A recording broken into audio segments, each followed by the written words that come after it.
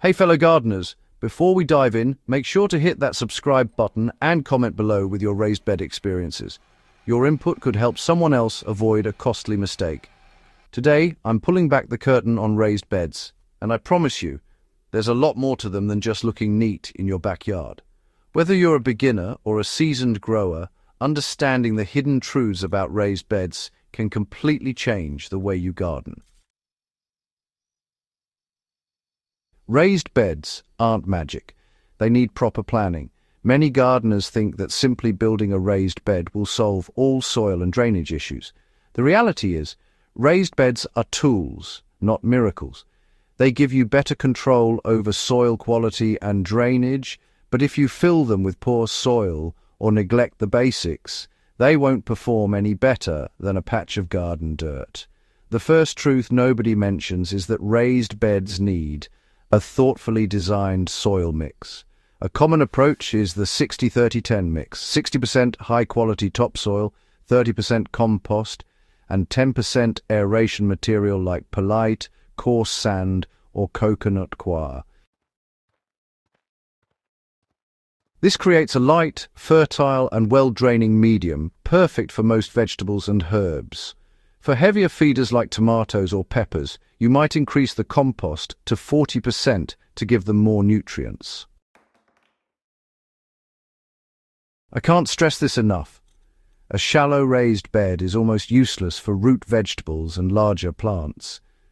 Many raised beds you see are only 6 to 8 inches deep, which is fine for leafy greens, but carrots, parsnips, and potatoes require at least 12 inches of loose soil. For full vegetable gardens, you'll want to aim for 18 to 24 inches. And remember, soil settles over time, so it's best to plan for a bit of extra depth right from the start. You can always top up the bed, but it's much harder to fix roots that are struggling in compacted soil. Raised beds are meant to improve drainage, but honestly, poor design can lead to the exact opposite. If your bed sits directly on clay soil, water can pool underneath, creating a soggy environment.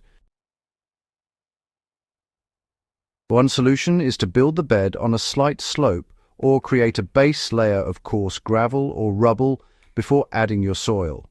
Even better, line the bottom with cardboard or weed fabric to prevent weeds while still allowing water to escape. I've seen gardeners place their beds directly on grass and assume everything will be fine, only to face root rot in heavy rains. Many beginners make the mistake of thinking that once they fill a raised bed, they're done.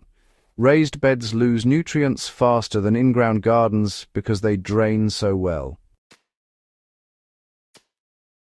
You need to feed them regularly.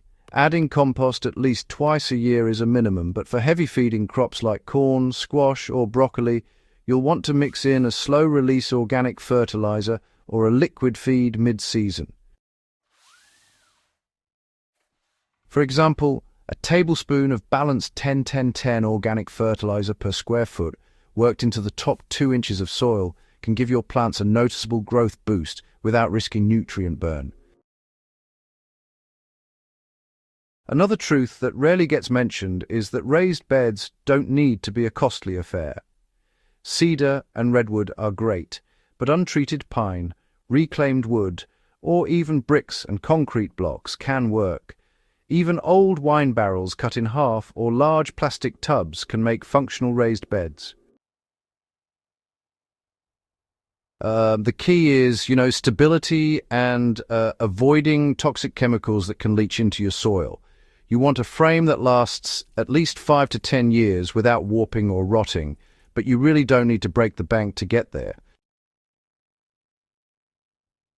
Companion planting and rotation are just as important in raised beds. Raised beds make intensive planting easy, but, honestly, they don't replace good gardening practices. Planting the same crop repeatedly in the same bed will quickly deplete nutrients and increase disease risk. Rotate crops every season and, consider companion planting. For instance, basil and tomatoes love each other. while onions and carrots can share space without competing for nutrients. Intercropping with leafy greens in the spaces between larger plants keeps soil covered and, reduces weeds naturally. Mulch and moisture management are honestly absolutely critical. Raised beds dry out faster than in-ground gardens, especially in those really sunny locations. Mulching is not optional, it's, essential. Apply a 2 to 3 inch layer of organic mulch, like straw, shredded leaves or wood chips, to conserve moisture, regulate temperature, and importantly, feed the soil as it breaks down. I've noticed my raised beds require watering once a day in midsummer compared to every other day in the ground, and mulch reduces that need significantly. Drip irrigation works wonders here too, keeping water at the roots without wetting the foliage. Even minor adjustments can transform your raised bed garden. Adding a small trellis at the end for vining crops, planting fast-growing leafy greens in succession, or incorporating microgreens above your slower-growing root crops can increase productivity dramatically. The best gardeners treat raised beds like microecosystems. Every layer and plant has a role, and every intervention matters. The truth about raised beds is simple. They offer incredible control and convenience, but they aren't plug and play. Depth, soil quality, drainage, nutrition, and intelligent planning make all the difference between a thriving garden and, a frustrating experiment.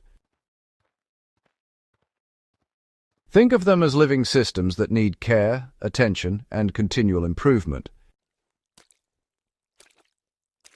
By applying these insights, you'll not only grow bigger and healthier vegetables, but also enjoy gardening on a whole new level.